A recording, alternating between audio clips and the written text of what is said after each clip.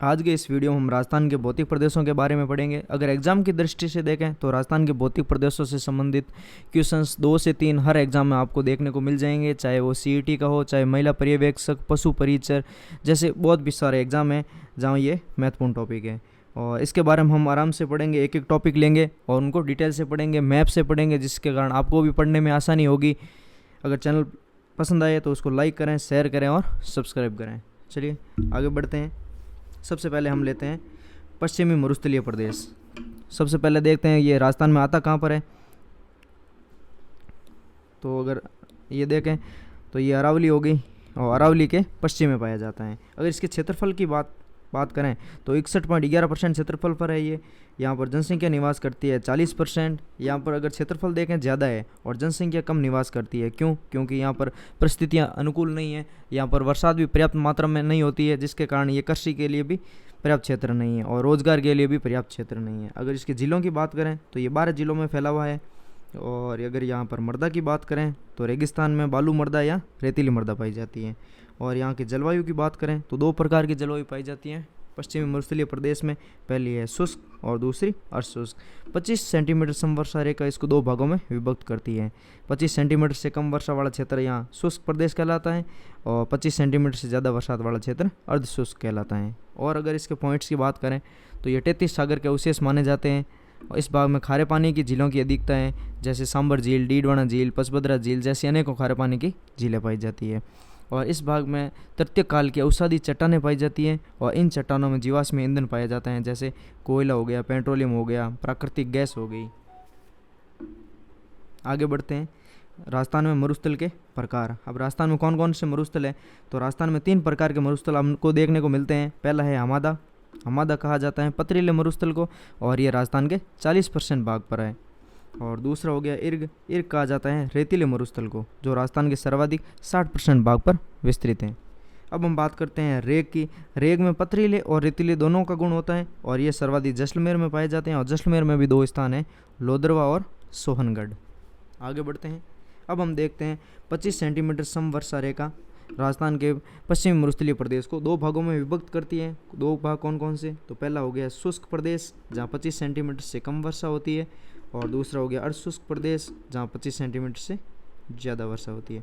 और शुष्क प्रदेश को राठी प्रदेश भी कहा जाता है और अर्धशुष्क प्रदेश को वागड़ प्रदेश भी कहा जाता है। आगे देखते हैं। अब हम बात करते हैं शुष्क प्रदेश या राठी प्रदेश की। तो ये राजस्थान के 1.10 लाख वर्ग किलोमीटर में फैला हुआ है। यहाँ पर 25 सेंटीमीटर से कम वर्षा होती है। इसको भी आगे जाकर 2 भागों में बांटा गया है। पहला हो गया बालू का स्तूप युक्त प्रदेश और दूसरा हो गया बालू का स्तूप मुक्त प्रदेश। अब हम इनको एक एक लेते हैं। हम पहले नंबर बात करते हैं बालू का स्तूप युक्त प्रदेश की। तो बालू का स्तूप सर्वप्रथम देखते हैं कि बालू का स्तूप कहते किसको हैं। तो जब पवनों द्वारा मिट्टी का निक्षेपण होता है तो उनसे जो संरचना बनती है उनको ये बालू का स्तूप कहा जाता है। यानी इसकी परिभाषा देखें तो पवनों द्वारा मिट्टी के निक्षेपण से निर्मित संरचना को बालू का स्तूप कहा जाता है। अगर एग्जाम की दृष्टि से देखें तो कौन सी इंपॉर्टेंट पॉइंट है, तो अगर उनकी बात करते हैं तो राजस्थान में सर्वाधिक बालू का स्तूप कहाँ पर है? तो राजस्थान में सर्वाधिक बालू का स्तूप है जैसलमेर में और सभी प्रकार के बालू का स्तूप है जोधपुर में। ये दोनों पॉइंट एग्जाम की दृष्टि से बहुत ही महत्वपूर्ण है और पीछे भी कई एग्जामों में ये पूछे गए हैं, आगे भी पूछे जाने की संभावना है। आगे बढ़ते हैं। अब हम बात करते हैं बालू का स्तूप के कौन कौन से प्रकार हैं। तो 8 प्रकार है बालू का स्तूप होंगे। एक एक करके हम बात करते हैं इन सब के बारे में। सबसे पहले हम लेते हैं अनुदैर्ध्य या रेखीय बालू का स्तूप के। अब अनुदैर्ध्य या रेखीय बालू का स्तूप किसको कहते हैं? तो जब पवनों द्वारा मिट्टी का निक्षेपण पवनों की दिशा के समानांतर होता है, पवनों की दिशा के समानांतर होता है, उन्हें अनुदैर्ध्य या रेखीय बालू का स्तूप कहा जाता है। ये मेनली कहाँ कहाँ पाए जाते हैं? ये पाए जाते हैं जैसलमेर, बाड़मेर और जोधपुर में पाए जाते हैं। अगले बालू का स्तूप की ओर बढ़ते हैं। दूसरा हम देखते हैं अनुप्रस्थ बालू का स्तूप। अनुप्रस्थ बालू का स्तूप किसको कहते हैं? तो जब पवनों द्वारा मिट्टी का निक्षेपण पवनों की दिशा के समकोण पर होता है तो उसे अनुप्रस्थ बालू का स्तूप कहा जाता है। आगे देखते हैं। अब हम बात करते हैं सबसे इम्पोर्टेंट बरखान बालू का स्तूप की। यहाँ से क्वेश्चन 1 या 2 कभी कभी एग्जाम में पूछे जाते हैं। अब बात करते हैं कि बरखान कहते किसको हैं। तो पवनों द्वारा मिट्टी का निक्षेपण जब अर्धचंद्राकार रूप में होता है, किस प्रकार? अर्धचंद्राकार रूप में होता है तो उसको बरखान कहा जाता है। अगर डायग्राम से देखें तो ये बरखान हो गया और ये पवनों की दिशा हो गई। और मिट्टी का निक्षेपण कैसे हो रहा है? अर्धचंद्राकार रूप में हो रहा है। और सर्वाधिक गतिशील बालू का स्तूप अगर बात करें तो भी बरखान है, और सर्वाधिक मरुस्थलीकरण का कारण भी यही है। आगे बढ़ते हैं। अब हम बात करते हैं पैराबोलिक बालू का स्तूप की। पैराबोलिक बालू के स्तूप की बात करते हैं तो ये बरखान के विपरीत होता है और महिलाओं के बालों के क्लिप के समान होता है। एग्जाम में क्वेश्चन आ सकता है कि महिलाओं के बालों के क्लिप के समान कौन सा बालू का स्तूप है, तो आंसर हो जाएगा पैराबोलिक बालू का स्तूप। और राजस्थान में सर्वाधिक पाए जाने वाला बालू का स्तूप भी यही है, और ये सभी मरुस्थलीकृत जिलों में पाया जाता है। तो ये 4 फैक्ट हो गए इसके, यहाँ से क्वेश्चन बनने की संभावनाएं हैं। अगले बालू का स्तूप की ओर बढ़ते हैं। अब हम बढ़ते हैं 5वें बालू का स्तूप सीप के बारे में। ये बरखान के समान ही होता है। जब बरखान बन रहा होता है तो पवनों की दिशा में परिवर्तन हो जाता है, जिसके कारण बरखान की एक भुजा है जो आगे की ओर बढ़ जाती है, जिसको सिप कहा जाता है। ये पहले बरखान बन रहा था तो पवनों की दिशा परिवर्तन हो गई, जिसके कारण इसकी एक भुजा आगे की ओर बढ़ गई और सिप का निर्माण कर दिया। तो ये सिप मेनली कहाँ कहाँ पाया जाता है, तो चूरू, जैसलमेर और बीकानेर। आगे बढ़ते हैं। अब हम बात करते हैं तारानुमा बालू का स्तूप की। तो इसकी ये संरचना में तारे के समान दिखाई देता है, इसलिए इसे तारानुमा बालू का स्तूप कहा जाता है, और इसका निर्माण अनियमित पवनों से होता है। इसके लिए निम्नतम 3 भुजाएं आवश्यक होती हैं, और ज़्यादा कितनी भी हो सकती हैं। ये सर्वाधिक रेतीले मरुस्थलों में पाया जाता है, और ये देखने को मिलता है हमको जैसलमेर में। आगे बढ़ते हैं। अब हम बात करते हैं 7वें सर्ब कापिस की।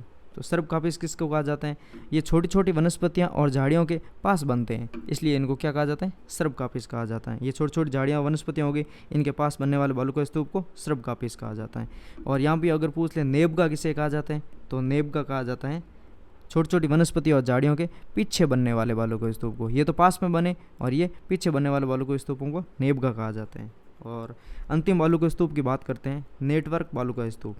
श्रृंखलाबद्ध बालू का स्तूप क्या कहलाते हैं, नेटवर्क बालू का स्तूप कहलाते हैं। आगे बढ़ते हैं। अब हम बात करते हैं बालू का स्तूप मुक्त प्रदेश की, यानी यहाँ पर बालू का स्तूपों का अभाव है। इसको जैसलमेर या बाड़मेर का चट्टानी प्रदेश भी कहा जाता है। और ये पाए कहाँ जाते हैं, तो ये जैसलमेर के आसपास 60 किलोमीटर वाली त्रिज्या में पाए जाते हैं, यानी जैसलमेर सिटी के आसपास। अगर बात करें कहाँ कहाँ पाए जाते हैं, तो ये पोखरण, फड़ौदी, शिव या आंशिक बालोतरा के मध्य पाए जाते हैं। आगे बढ़ते हैं।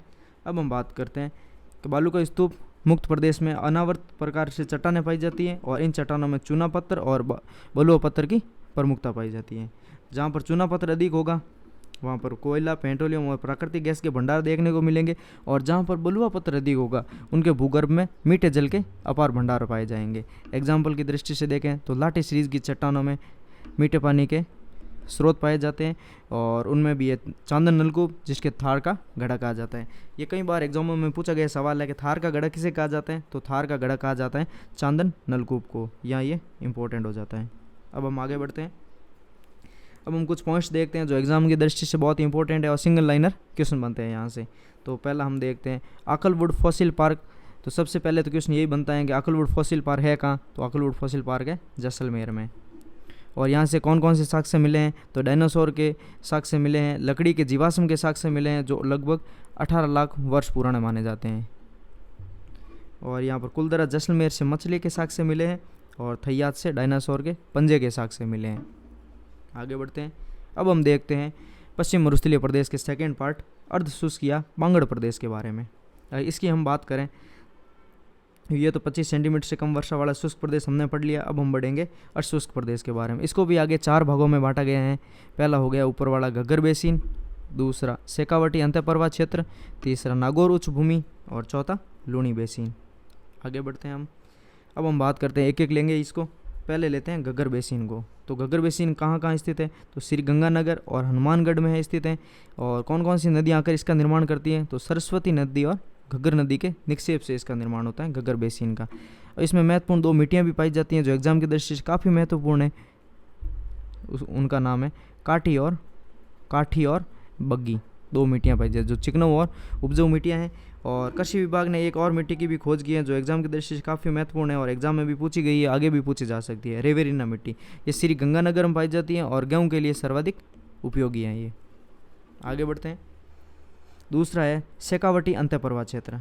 तो शेखावटी अंतःप्रवाह क्षेत्र, अंतःप्रवाह किसको कहा जाता है, मतलब वे नदियाँ जो किसी समुद्र में जाकर नहीं गिरती है, उस समुद्र में जाकर नहीं गिरती हैं, एक भाग से दूसरे भाग में चलती रहती हैं, उसको कहा जाता है अंतःप्रवाह क्षेत्र। अब कौन कौन सी नदियाँ हैं जो इस भाग का निर्माण करती हैं, कांतली, मेहता, खारी और रूपनगढ़, 4 नदियाँ हैं। कौन कौन सी? कांतली, मेहता, खारी और रूपनगढ़ नदियाँ। और ये कहाँ कहाँ पर है? तो ये सीकर, चूरू, झुंझुनू और आंशिक नागौर आ जाएगा। अब हम बात करते हैं भौगोलिक विशेषताएं, शेखावटी की भौगोलिक विशेषताओं के बारे में। सबसे पहले देखते हैं जोहड़ किसे कहा जाता है। तो शेखावटी में पानी के कच्चे कुओं को जोहड़ कहा जाता है। अब बात करते हैं सर किसे कहा जाता है। तो शेखावटी में पाए जाने वाले तालाबों को सर कहा जाता है, जिनका निर्माण मानसून के दौरान होता है, यानी बरसात के दौरान निर्माण हुआ है। अब बात करते हैं बीड़ किसे कहा जाता है। तो शेखावटी में चारागाह भूमि को बीड़ कहा जाता है, जो सामान्यतः झुंझुनू में स्थित है।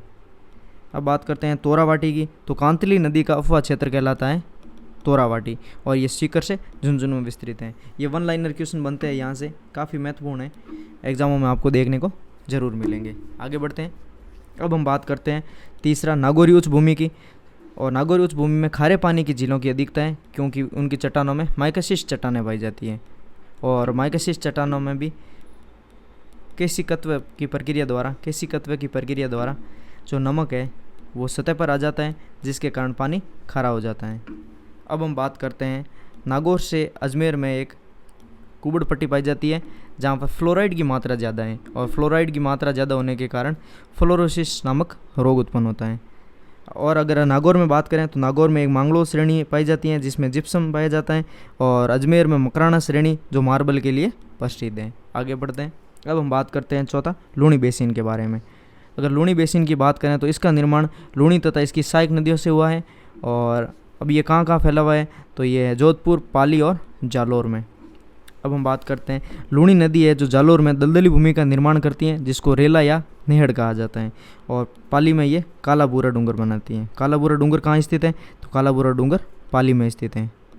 तो आज हम इस वीडियो में हमने देखा राजस्थान का पश्चिमी मरुस्थलीय प्रदेश, उसके बारे में डिटेल से पढ़ा, एक एक पॉइंट याद किए जो एग्जाम की दृष्टि से काफ़ी महत्वपूर्ण है। अगर वीडियो आपको पसंद आए तो उसको लाइक करें, शेयर करें, सब्सक्राइब करें, और इसका अगला पार्ट अगले वीडियो में आपको देखने को मिलेगा। तब तक के लिए धन्यवाद।